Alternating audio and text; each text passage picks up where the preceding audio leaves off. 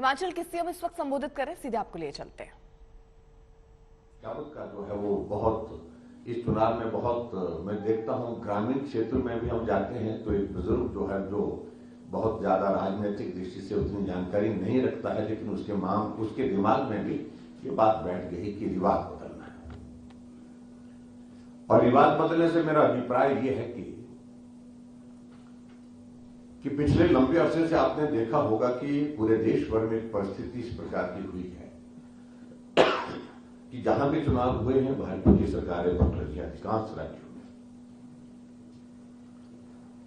जहां भाजपा की सरकारें नहीं थी वहां भाजपा की सरकारें बनी, जहां भाजपा की सरकारें बनती थी और 5 वर्ष के बाद फिर रिपीट नहीं हो पाती थी, वहां रिपीट हुई।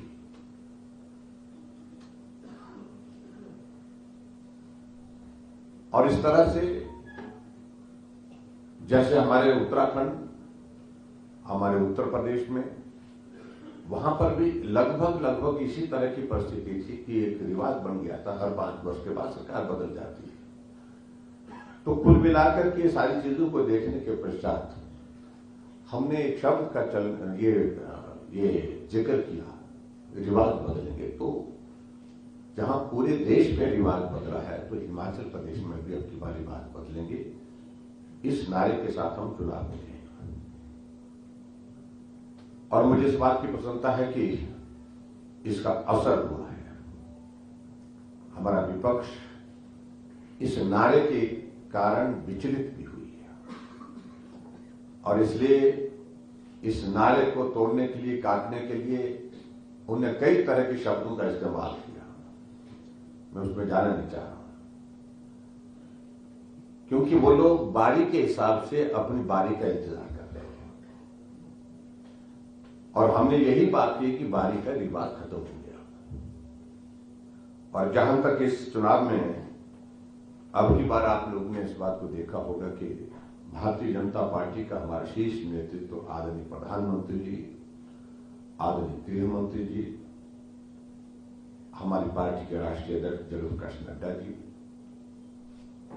हमारे रक्षा मंत्री और रक्षा मंत्री जी के साथ साथ में हमारे और भी बहुत सारे नेता, जिसमें स्मृति ईरानी, सब लोगों ने चुनाव प्रचार में से हिस्सा लिया।